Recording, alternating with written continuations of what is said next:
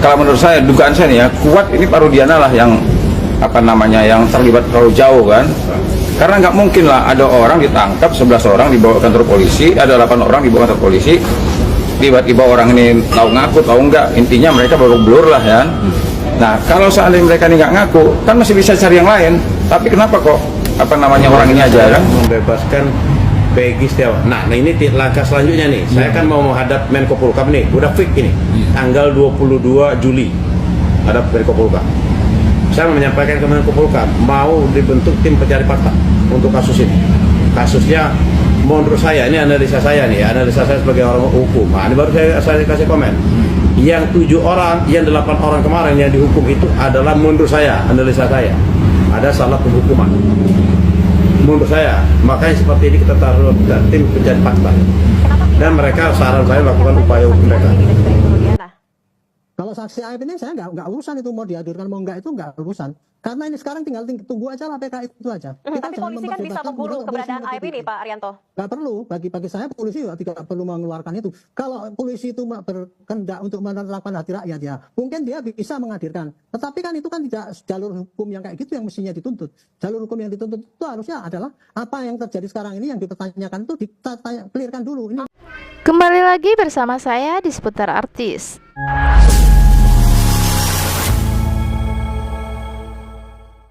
Baiklah, kali ini kita akan membahas yang mana dikabarkan Peggy Peron telah ditangkap dan seharusnya Ibtu Rudiana harus keluar. Begini videonya. Pemirsa, tadi kita sudah dengarkan sama-sama pernyataan dari Kabid Humas Polda Jawa Barat, yaitu Bapak Kombes Abraham, di mana ia menyampaikan secara resmi bahwa salah satu DPO dari 3 DPO yang sudah disebarkan itu, salah satunya sudah tertangkap, yaitu DPO atas nama Peggy alias. Kalau menurut saya, dugaan saya nih ya, kuat ini Pak Rudiana lah yang yang terlibat terlalu jauh kan. Karena nggak mungkin lah ada orang ditangkap 11 orang dibawa ke kantor polisi, ada 8 orang dibawa ke kantor polisi, tiba-tiba orang ini tahu ngaku tahu enggak, intinya mereka baru blur lah ya. Nah kalau seandainya mereka ini nggak ngaku, kan masih bisa cari yang lain.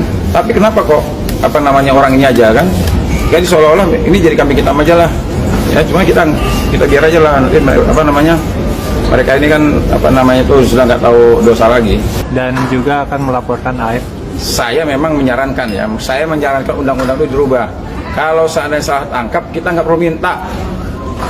Jadi begini loh, ini kan akibatnya karena dendanya nggak ada, akhirnya pihak kepolisian suka-sukanya dia nangkep orang kan. Coba kalau seandainya kalau salah tangkap dia bayar 10 miliar, biar dia nggak sembarangan nangkep orang. Kan nasib orang seperti sekarang nih, Peggy ditangkap, masuk penjara 49 hari. Nanti begitu dia menang di pengadilan, terus dia mau gugat lagi. Kalau dibayar, prosesnya lama kan. Akhirnya apa? Nanti dia nangkep orang lagi, suka-sukanya aja. Harusnya kalau seandainya bisa dibuktikan dia salah tangkap dan digugat di peradilan, langsung dituduhkan di situ. Bayar 10 miliar. Nah, jadi biar hati-hati. Ya kalau nggak dipotong tuh gaji-gaji dia sampai seumur hidup itu kan, biar ini ada kehati-hatian, jangan sembarangan menentukan nasib orang. Orang punya masa depan, ya kan? Coba kalau seandainya 8 tahun loh si teman-teman yang lain tuh di penjara, apa nggak babak belur tuh? Kalau saya punya coba kalau saya punya jodoh seperti dia, diambil orang jodoh saya kan? Berarti kan ada peraturannya bang? Yang ada peraturan belum ada peraturan apa? Belum ada peraturan ya. Habis dulu masa depan dia, habis hidupnya dia. Bang. Jadi kata pengacara Peggy ini mengatakan bahwa kuncinya ada sama Ibtu Rudiana. Jadi harus Ibtu Rudiana itu yang harus diminta keterangan. Dan kenapa dia bisa menangkap 7 narapidana lainnya tanpa bukti dan yang akurat. Semoga saja Ibtu Rudiana ini cepat keluar dan memberikan keterangan soal pelaku dalam pembunuhan Vina tersebut. Kita lanjut videonya. Mau minta respon keluarga Peggy dan Peggy sendiri terhadap Egy Ripra ini. Jaka sembung bawa golok. Tidak nyambung dong, goblok. Tidak nyambung. Apa korelasi dan hubungannya Egy Ripra meminta respon dan tanggapan kepada Peggy Setiawan? Kalaupun iya, Egy Ripranya sendiri yang mendatangi Peggy Setiawan, bukan Anda. Itu saja sudah aneh. Sangat aneh. Maka pertanyaannya, atas perintah siapa, untuk kepentingan apa, pesanan siapa Anda melakukan hal tersebut. Maka bila ingin berbohong pun setidaknya yang lebih masuk akal dan lebih konsisten agar tidak terlihat maksud dan tujuan yang sebenarnya agar tidak terlihat. Dengan apa yang ditampilkan sudah terlihat maksud dan tujuan Anda melakukan itu atas dasar apa dan untuk apa. Karena apabila Anda ingin bertanya terkait apa yang Anda sampaikan, seharusnya tidak mendatangi Peggy Setiawan, melainkan mendatangi keluarga korban atau ke pihak-pihak terkait, bukan ke Peggy Setiawan. Dan apabila memang ingin itu yang Anda ingin sampaikan, bukan Anda yang mendatangi, melainkan Egy Ripra sendiri yang mendatangi Peggy Setiawan. Itu pun sebenarnya tetap aneh, namun sedikit terlihat make sense. Tapi dengan Anda yang mendatanginya, itu jauh lebih tidak make sense. Ayo, jangan-jangan. Rasanya jangan-jangan. Karena apa yang Anda lakukan sudah aku sampaikan jauh-jauh waktu. Maka sangat tidak mengagetkan. Sudahlah. Hei. Benar banget karena kata kakak ini, kenapa dia meminta keterangan atau tanggapan soal Egy Ripra, ada apa? Dan apa hubungannya dengan Peggy dan Kulbangunan tersebut? Kita jadi curiga sama Egy Ripra. Kita lanjut videonya. Bang, tanggapannya Bang tentang Rasman ingin laporan Hakim Eman Sulaiman ke Ketua Komisi Yudisial. Tanggapannya Bang? Kita itu pengacara, kalau udah dapat hakim yang benar, jangan ancam-ancam hakim ke kaya laporan Komisi Yudisial. Diam-diam aja kalau mau laporin hakim. Pengacara, namanya pengacara itu harus tahu diri, mengukur diri, ya.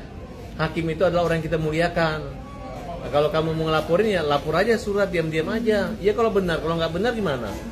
Ya, bisa kan berubah putusan? Ini orang punya pengalaman nggak bagus. Dia dilarang masuk parkir aja ngamuk-ngamuk, teriak-teriak. Orang nggak ada sopannya gitu. Makanya kamu sekolah kesopanan nggak? Sekolah apa ya? Selama menurut saya nggak usah didengarnya. Itu anggap aja dia kalimatnya kasar. Ketemu orang itu cuma teriak, kentut, anjing, itu doang mulut-mulutnya gitu. Kali ini ya, ingat ya, Ran, kamu nggak akan saya maafkan lagi. Kamu hanya bisa bertobat nanti di neraka aja. Di Indonesia udah nggak bisa dimaafin orang kayak gitu. Ini saya akan marah gitu. Dan terbukti kamu telah menzolimin orang-orang yang terzolimin ini. Kamu seolah-olah mengatakan membela orang yang dibunuh, tapi emang ada yang setuju orang dibunuh di sini? Nggak ada kan? Tapi yang tidak setuju kan orang nggak salah dihukum kan? Kira-kira begitu, ya Chris. Jadi udah. Jadi pengadilan udah tahu. Kalian itu udah nggak laku di pengadilan, udah nggak dicuekin di pengadilan, karena kalian tuh kasar sama pengadilan, tidak sopan sama hakim-hakim, ngejek. Pengacara nggak boleh gitu. Sesama rekan aja pengacara tidak boleh saling sindir, saling maki. Ini mereka mau ganggu-ganggu namanya Asep Eman Sulaiman, ya. Tahu diri aja, kamu siapa, ya. Minta tolong sama tetanggamu aja kamu nggak akan ditolong kok, betul nggak? Terkenal udah satpam di tetangganya paling pelit, nggak mau store iuran RT, ya, betul nggak? Tahu diri aja lah, ya. Itulah, jangan modal KTP ya. Baiklah, itulah tadi Pak Abbas yang kencang pedas Bapak Rasman Nasution, yang mana Bapak Rasman ini telah akan melaporkan Hakim Eman Sulaiman, yang mana Pak Abbas mengatakan tolong ukur diri, jangan asal-asal melaporkan. Kemudian Bapak Rasman ini sungguh keterlaluan karena mau melaporkan hakim yang benar-benar bersifat adil dan selalu berlaku adil dan tidak memandang apapun dalam sidang pra-peradilan Peggy dan Kulbangunan tersebut. Semoga saja Rasman ini diberi hidayah oleh Allah dan bisa lebih baik lagi dari sebelumnya. Sekian informasi dari saya ucapkan terima kasih kepada teman-teman yang selalu menonton video saya dan mensupport video saya. Saya doakan semoga murah rezekinya dan selalu diberi kesehatan oleh Allah. Amin, amin ya rabbal alamin.